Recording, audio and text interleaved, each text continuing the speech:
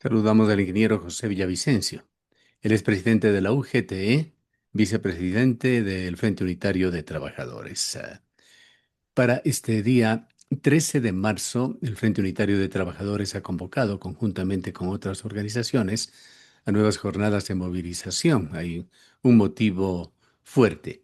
Son las leyes económico urgentes del gobierno. Iniciemos conociendo cómo se encuentra la preparación de esta protesta, qué características tendrá, qué objetivos. Gracias, un gusto poderles saludar a nombre de nuestra central sindical. Sí, las diferentes organizaciones sindicales y sociales hemos anunciado esta jornada del 13 de marzo en todo el país, porque hay varios elementos que lamentablemente el gobierno no ha podido resolver y darle soluciones al pueblo ecuatoriano. Tiene que ver con el tema del empleo, educación, el tema de la salud, pero también con las leyes que acaban de aprobarse, tanto la reforma del COTAC como el famoso acuerdo ministerial 046 que afectan al pueblo ecuatoriano. En el tema de la reforma del COTAC hay tres elementos que son graves, que van más allá del discurso y justificativo de los bolseros del gobierno, que se acabaron las mega fiestas o las mega farras. El tema fundamental está de que primero hay una clara violación a la autonomía de los municipios y consejos provinciales. Segundo, obviamente esta reforma afecta a un tema social que dan los municipios y consejos provinciales. Todos sabemos que dan servicios de educación, de salud. Los municipios tienen los patronatos que dan atención a niños que tienen bajos recursos, el tema de la atención a las personas de tercera edad, entonces está afectado el tema social. Y un tercer aspecto que es congelamiento de sueldos y salarios y despidos masivos. ¿Por qué despidos? Todos sabemos que el gasto corriente, que es pago de sueldos, está en la partida 51, pero también los municipios se han visto en la obligación de contratar bajo la partida 71, que es la de inversión social. Con la reforma, obviamente, se estarían cerrando esas partidas, significan entonces en la desocupación cientos y miles de trabajadores, que ese es Bien, uno de los objetivos del vayamos a gobierno. las acciones que ustedes preparan. Primero, ¿han presentado como trabajadores alguna acción de inconstitucionalidad? El día martes, el Frente Unitario, hemos presentado la demanda de inconstitucionalidad a la Corte Constitucional, que obviamente esa demanda recoge la violación por la forma y el fondo. Obviamente por la forma es de que no estaría esta ley cumpliendo la unidad de materia económica. Segundo, obviamente porque no hubo una participación de los distintos sectores que pedimos oficialmente ser recibidos en la comisión. Y obviamente en el fondo está la violación de la autonomía, el tema de la violación a la autonomía financiera, el tema de los despidos, etcétera. Entonces, y en esa línea hemos solicitado a la Corte Constitucional en la misma resolución que tienen ellos aprobadas en el 2021, que frente a esta afectación local, provincial y nacional, se le dé trámite inmediatamente a estas demandas que han sido presentadas y aspiramos que obviamente la Corte tome en cuenta esa consideración y pueda actuar inmediatamente y derogar esta reforma. Cuéntenos cómo se encuentra la organización sindical al momento en Ecuador. ¿Qué tan unidos, qué tan representativo es el FUT del resto de sindicatos? Gustavo, hay una situación muy complicada a nivel internacional. Hay una política antisindical que la está implementando el presidente Trump. Y obviamente hay gobiernos que lo que hacen es obedecer esas políticas. Y obviamente en nuestro país todos conocemos que el tema de sindicalización es un porcentaje muy bajo, que no sobrepasa el 8% de esos 3 millones de personas que hoy tienen un empleo adecuado.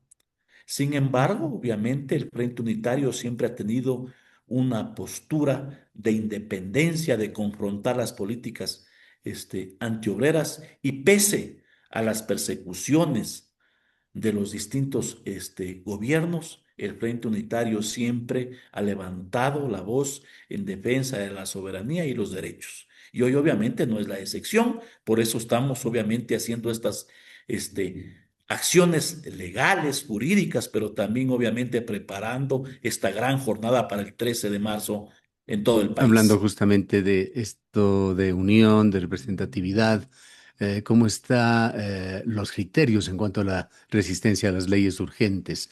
La mayoría de los sindicatos tradicionales, evidentemente, se oponen a la ley de sectores estratégicos, así como a la flexibilización laboral, que es otro tema muy importante para el sector que usted representa. Se argumenta sobre este tema que se prioriza la inversión extranjera sobre derechos adquiridos, pero dentro de esta situación se evidencia una crisis de representatividad. Hay una brecha entre los sindicatos públicos fuertes, pero siempre bajo presión presupuestaria, y los trabajadores del sector privado e informal que no se sienten representados por las cúpulas gremiales.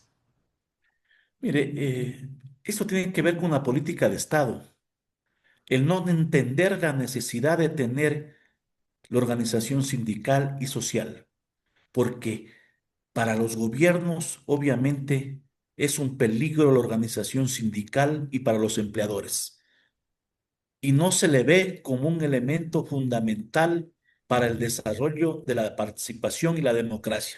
Entonces, obviamente, no podemos estar de acuerdo cuando ahí se quiere retroceder siglos al tema de la explotación y precarización laboral. El acuerdo ministerial 046 lo que busca es modificar la jornada ordinaria, que todos conocemos es de 8 horas diarias, 5 días a la semana, 40 al mes. ¿Cuál es el objetivo de fondo? No pagar horas suplementarias extraordinarias, el recargo nocturno. Ahí está el tema central de esta reforma, porque obviamente conociendo el desarrollo de algunas empresas, instituciones, sean públicas y privadas, ya existen en este país los horarios especiales, ¿no es cierto? Por la naturaleza de las actividades. Entonces, está en el elemento de cambiar las reglas para beneficiar a los dueños del capital y perjudicar a quienes generamos la riqueza. Y Ese objetivo es, viene es desde los esa Estados la, Unidos. ¿Es esta la principal afectación que las reformas laborales que propone el Ministerio de lo Laboral tiene sobre los trabajadores, según el FUT? No únicamente eso, no únicamente eso, la conflictividad laboral pasa porque no existe en este país una política adecuada de resolver el 70% de ecuatorianos que están en la informalidad en condiciones precarias con ingresos de menos de el salario básico. Tampoco se ha discutido el tema de una política salarial. No nos olvidemos que siempre, cada año, lo que hay es una fijación a un porcentaje. Sector público, más de 10 años congelados los sueldos y salarios para la gente que por lo menos tiene un empleo y que al discutir este aspecto obviamente permitiría dinamizar la economía y generar más empleos. Sin embargo, desde el gobierno no se ve esa perspectiva, no La se ve una política flexibilización objetiva. laboral no es un camino para lograr esto, El problema está que para el gobierno o para los gobiernos de turno o para los empleadores, la flexibilización laboral significa no cumplir los derechos que están consagrados en los convenios internacionales, en las normas de nuestro país. Ese es el tema central de el gobierno actual y de los empleadores, no pero cumplir los más derechos y allá de las estas obligaciones. normas, ¿no cree usted que con algún tipo de flexibilización, muchas personas que se encuentran hoy en la subocupación o francamente en la desocupación podrían conseguir un puesto de trabajo? El problema no pasa por el tema de acuerdos y leyes. Y eso lo hemos venido planteando permanentemente. Si no se tiene una economía fortalecida al servicio de resolver las principales necesidades, no va a cambiar la realidad. Entonces hoy tenemos una economía de endeudarnos para pagar más deuda. Entonces, no vemos como la necesidad de una política para generar el pleno empleo o el empleo decente. Entonces, ese no es el Pero objetivo del hay una gobierno. realidad, y Busca creo, ya mecanismos para Vicencio, seguir. la situación de Ecuador no va a cambiar. Cada vez es peor el tema de las finanzas públicas, de los esquemas que tiene el gobierno. Tenemos que acostumbrarnos simplemente a vivir en esta situación, no aceptar cambios. El problema es que los cambios tienen que ir pensando en el pueblo ecuatoriano y eso no existe. Entonces no podemos aceptar o conformarnos con las posturas y políticas del gobierno, porque además una de las políticas que tiene el gobierno es la mentira, porque se ha demostrado que todo lo que nos dice a diario en los medios de comunicación a través de sus cadenas, el 30% tiene un promedio de verdad, el 70% es mentira. Entonces, frente a Frente eso a no la podemos obviamente redistribución de callar. frente a la redistribución de las horas de trabajo, ¿propone alguna alternativa el FUT? A ver, primero, obviamente se debe respetar el tema de la jornada ordinaria. Segundo, los horarios especiales, lo que obviamente por la naturaleza de la empresa pueden contratarse de martes a sábado o de miércoles a domingo. Pero el tema central está en reformar entonces la jornada ordinaria. Entonces, vaya a trabajar 3 días, dice el gobierno. O 4, ya cumplo las 40 horas y resto 3 días de descanso. Es falso, porque de jueves a domingo habría otro horario para no pagar el doble que establece la ley de los días de descanso forzoso, que son sábados y domingos. Entonces, nosotros, ¿qué planteamos? Gustavo, la gente no se opone a trabajar horas suplementarias, extraordinarias o nocturnas. ¿Y por qué lo hace? Para mejorar el ingreso, porque el salario de $482 no cubre ni siquiera el 50% del costo de la canasta básica familiar. El Bien. trabajador no se opone a la voz. Volvamos al 13 de marzo, a esta protesta nacional que tendrá como eh, principal objetivo el de oponerse a estas leyes. Eh, Muy sucintamente, hay otros temas también que se esgrimirán durante esta protesta.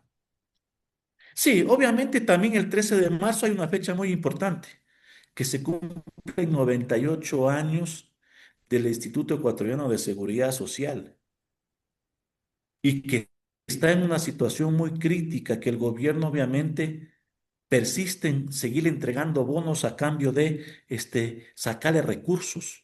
Sin embargo, el gobierno no puso un solo centavo para el tema del seguro de salud y hoy se van a ver en la obligación de suspender atenciones y tampoco ha puesto ni un solo centavo para esa deuda histórica que bordea los 30.000 millones de dólares. Entonces, Entonces, el IES obviamente es también materia de la protesta.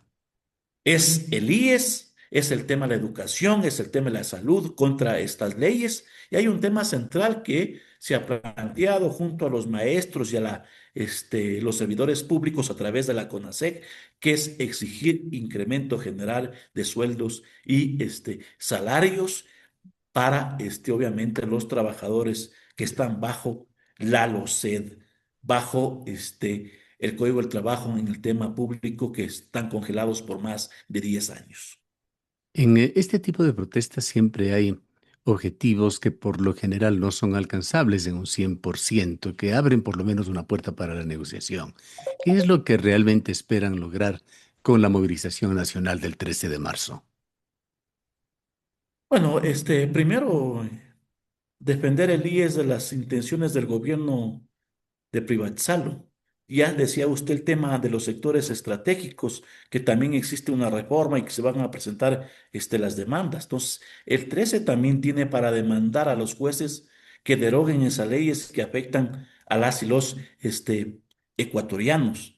También tiene para exigir al gobierno respuestas de temas esenciales que el ciudadano demanda, que es salud, que es una situación muy grave, educación y obviamente el tema de el empleo. Las demandas son centrales, son el sentir del pueblo ecuatoriano y entonces el gobierno tiene que escuchar al soberano, tiene que escuchar al mandante. Por eso nosotros hemos dicho, primero, la vida, luego la deuda, porque no es correcto que el gobierno siga cumpliendo las imposiciones del Fondo Monetario para que le dé más recursos, pero para pagar más deuda y seguir, obviamente, en el abandono las necesidades del pueblo ecuatoriano. Retornando al tema de los sindicatos, CEOs, CTE, la Confederación de Trabajadores del Ecuador, la UGT, SEDOCUT, que usted lo dirige, están unidos. ¿Qué nos puede decir en cuanto al CUT que nació como un proyecto del correísmo? ¿Qué posición mantiene este sindicato? Mire, obviamente usted muy bien lo ha señalado, las seis organizaciones del PUD que más que los usted muy bien las ha mencionado, se suma a eso la UNE, la Federación de los Consejos Provinciales y la FENI de los municipios. La CUD obviamente siempre ha estado respondiendo a los gobiernos de turno. Fue creada con ese objetivo. Desde el 2012 ha servido de alfombra de los gobiernos de turno. En los actuales momentos no es la excepción. Cambiaron de dirigentes. Lo sacaron al señor Gómez y lo pusieron al señor Chica, que son los mismos, y hoy siguen obviamente avalando las políticas antiobreras del gobierno, porque esa ha sido su característica de servir de alfombra de turno de todos los gobiernos de turno. Pretendieron nuevamente asaltar la vocalía del IES, que ese proceso está siendo apelada, ¿Cómo pero quedó ese ha ese sido su tema a función. propósito? ¿Cómo está? Bueno, el tema de la vocalía del IES, luego de que la jueza de manera ilegal, arbitraria, dispuso la posesión del señor Moncayo, que es parte de la CUD, con la misma práctica que lo hizo el señor Gómez, ha sido esa decisión apelada y hoy debe resolver la Corte Provincial de Puerto Viejo y obviamente esperemos de que ya los tres jueces puedan votar abajo esa decisión de la jueza que lamentablemente no actúan en derecho por los problemas que todos conocemos de la justicia que estamos viviendo las y los ecuatorianos. ¿Qué nos puede decir, y esto con miras a la protesta de el 13 de marzo, sobre los sindicatos de choferes, los sindicatos del transporte en general? ¿Qué posición mantienen? Ellos están allí en su propia lucha porque van terminando ya en febrero, marzo y los próximos meses los subsidios que se dieron tras la elevación en el precio de los combustibles. Mire, hay un elemento de que muy bien se ha señalado, porque en el tema de la reforma del COTAC también se estaría ya eliminando los subsidios de los transportes públicos que hay en algunas ciudades, el metro, Ecovía, Cuenca Petrol, subsidia sus etcétera. buses en una buena parte y subsidia, por supuesto, el Exactamente. funcionamiento del Entonces, tranvía. ¿qué significa eso? Que va a haber incrementos de los pasajes. Y en el sector también del transporte privado va a darse lo mismo. Bien lo ha señalado y se acabaron ya, o este mes es el último mes de los bonos, unos que recibían 500, 600, 800, hasta 1200 o más. Y entonces, ¿cuál es el objetivo? De que los municipios entren a discutir el incremento de pasajes. ¿Quién va a terminar pagando? Esto es el pueblo. Entonces, obviamente se avecina una situación muy compleja. Ellos han planteado que están dispuestos a debatir y a discutir, pero esperemos de que su postura no sea cargarle el peso al pueblo ecuatoriano, incrementándole los precios de los pasajes, porque obviamente ahí habría rechazo, como ya se ha expresado en varias ciudades del país. Hablando de los sindicatos de los cuales usted es parte, ¿qué tan abiertos están para dialogar con el gobierno de Novoa? Mire, nosotros siempre hemos planteado estar predispuestos a sentarnos a discutir, a debatir los diferentes problemas y con propuestas. Sin embargo, todos conocemos que la política del presidente Noboa no ha sido, obviamente, sentarse con ninguno de los distintos sectores gremiales a discutir los problemas del país. Obviamente cree que él tiene la razón con su política autoritaria, prepotente, entreguista, por cierto. entonces no escucha a los distintos sectores. Nosotros siempre hemos planteado, predispuestos a sentarnos a discutir, a debatir, obviamente con propuestas, con alternativas, desde la educación, desde la salud, desde el tema laboral, económico, etcétera. Para finalizar, ¿qué esperan de la Corte Constitucional? ¿Y qué pasaría si es que la Corte no acoge las demandas? Mire, primero las demandas obviamente ya han sido admitidas y han sido sorteadas porque ya bordean una decena de demandas. Sí, me refiero más bien Sí. a si no les da la Bueno, razón, por yo creo supuesto. que la única institución que algo tiene credibilidad en los actuales momentos es la Corte Constitucional. Y siempre hemos dicho, los 9 jueces son los llamados a hacer respetar el Estado de Derecho y de justicia social. Tienen que actuar en derecho y es lo que nosotros demandamos. Nosotros hemos demostrado técnica, jurídicamente, que hay una clara violación a la Constitución y a las normas secundarias en estas reformas. Así que obviamente los jueces no deben dejarse presionar, pese que ya hay presiones del gobierno y que lo denunciamos públicamente. Les ha vuelto a amenazar el gobierno que les va a quitar el edificio de la Corte Constitucional como chantaje, como presión, para que no dé paso a las demandas. Sin embargo, creo que los 9 jueces deben actuar con ética, con honestidad y sobre todo en derecho, que es lo que demandamos. La protesta del día 13, esta presencia en las calles será nacional.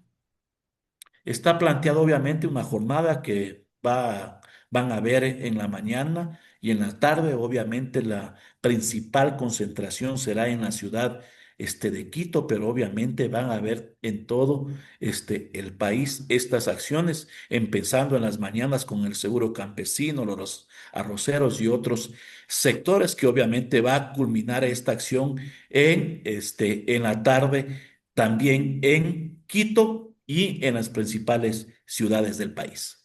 Bien, le agradecemos mucho por haber estado con nosotros. Gracias. Buenas. Declaraciones del ingeniero José Villavicencio, presidente de la UGT.